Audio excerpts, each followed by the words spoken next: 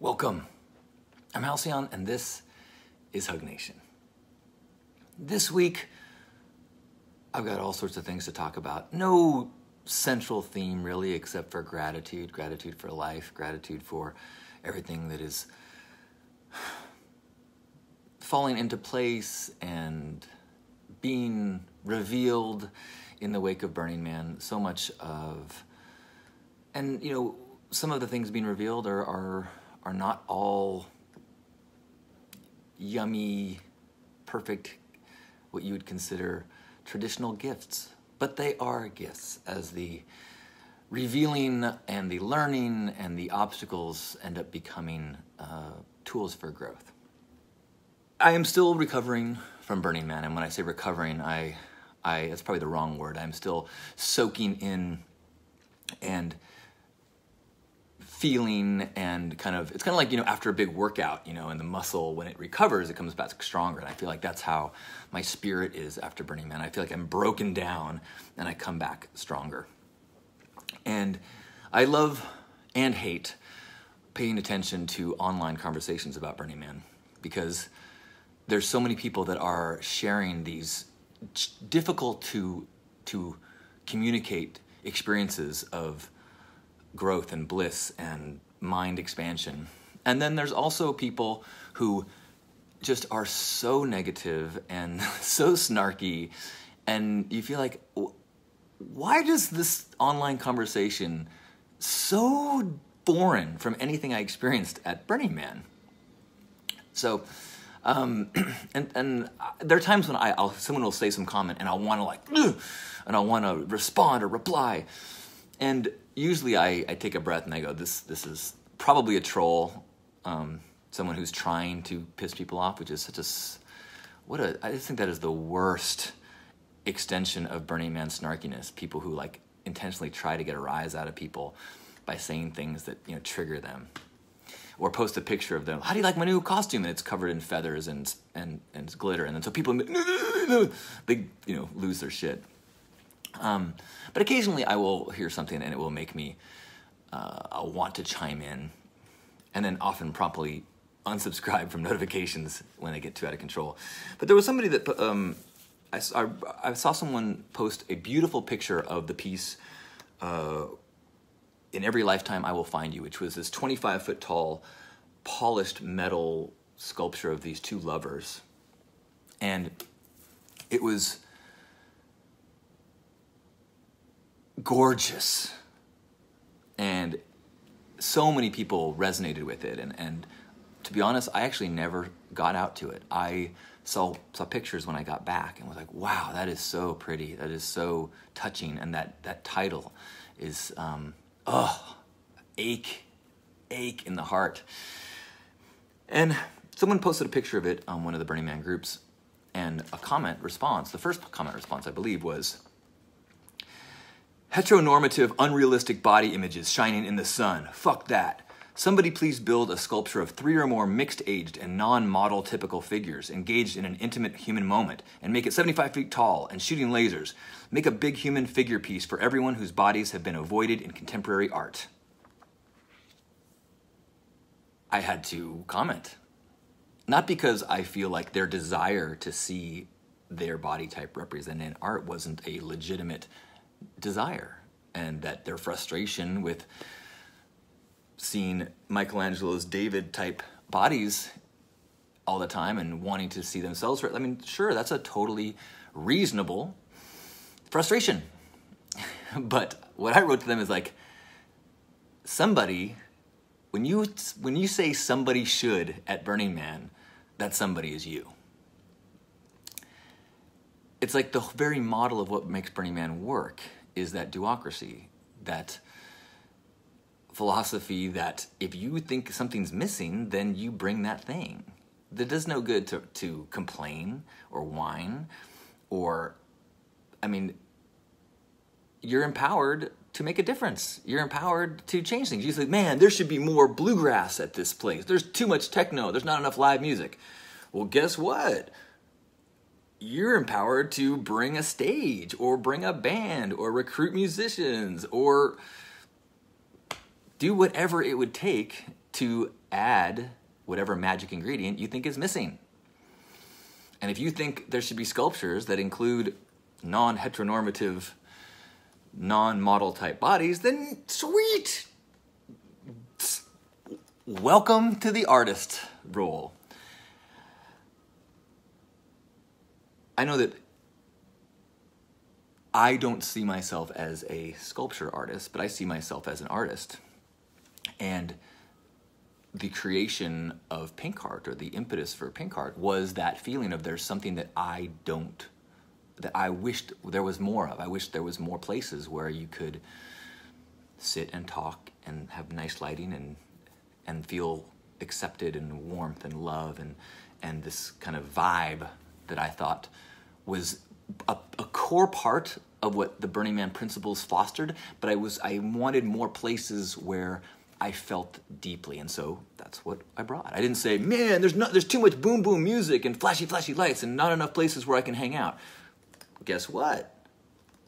I got to build that place with the help of an amazing team of people, a family of people. And what's more amazing is that concept keeps growing and growing and growing and growing and growing as the people who are drawn to it, as the pink art family draws to it amazing, creative, artistic people, and then they add their gifts to it.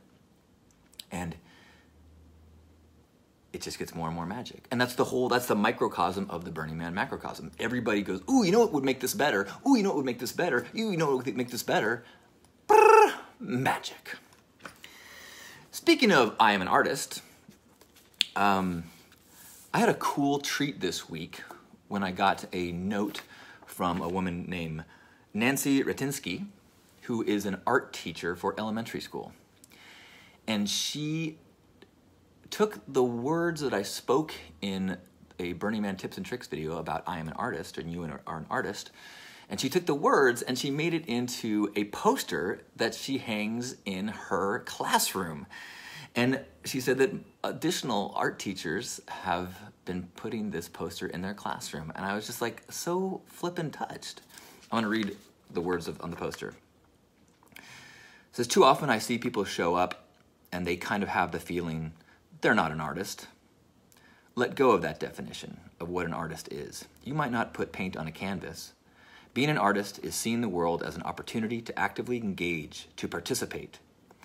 You can be an artist in the way that you see a trouble in a line and offer a suggestion or solution. You can be an artist in the way that you help keep something clean.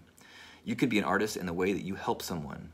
If you don't think so right now, let go of that absolute and just be open to the fact you are an artist.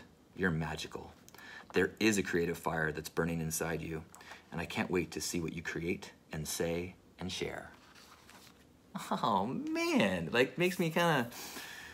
And she said that, you know, it's for the kids, but it's also really for the parents. And it breaks her heart when she has parents that, you know, limit themselves and, you know, by defining themselves as not being artists, they are kind of role modeling to their kids. And I think we live in a better world when everybody knows that they're an artist. If you're a human being, if you have a mind, you have creativity, and you have the ability to, you have the, not the ability, you have the innate drive to create. Highly recommend the book Big Magic by Elizabeth Gilbert for an exploration of that idea of creativity and how core it is to who we are. And when we shut it down because we accept the societal definition of us not being good at art, therefore we're not an art. And good, meaning we don't have the artisan skills to create something that might be purchased, therefore we are not an artist. That is it is a massively limiting belief. And it shuts down a pipeline to an inspiration that is a huge part of what being a human being is about. So I'm super honored and incredibly honored that my words spoken to virgin burners is also being shared with elementary school kids and their parents. In other news, I am deep in my new entrepreneurial project of the Pink Path.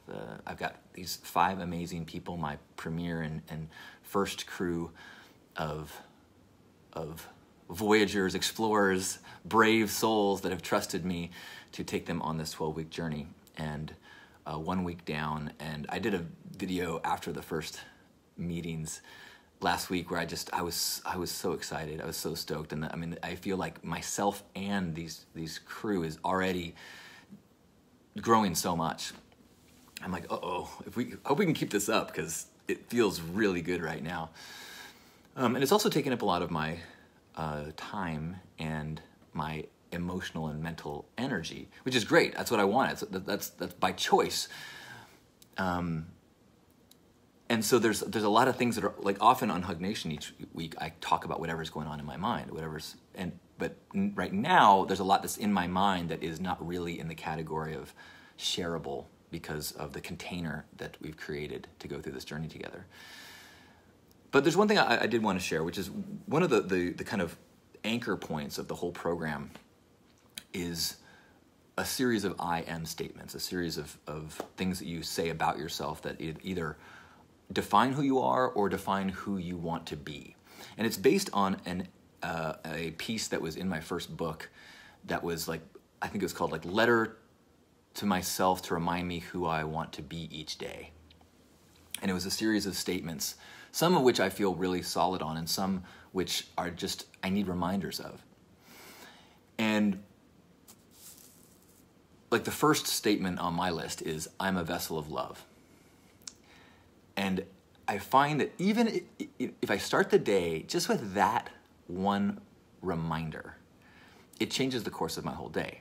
If I don't go through my statements, or at least the first one, if I don't go through those statements and I just get up, and then what happens is who I am often gets defined by the first few emails I get, or the first few comments, or the first few things I read on Facebook. And suddenly I'm in, reaction mode, and I allow myself to become and strive to be what people want me to be, instead of choosing who I am and then addressing each challenge or obstacle or opportunity from that definition of who I am.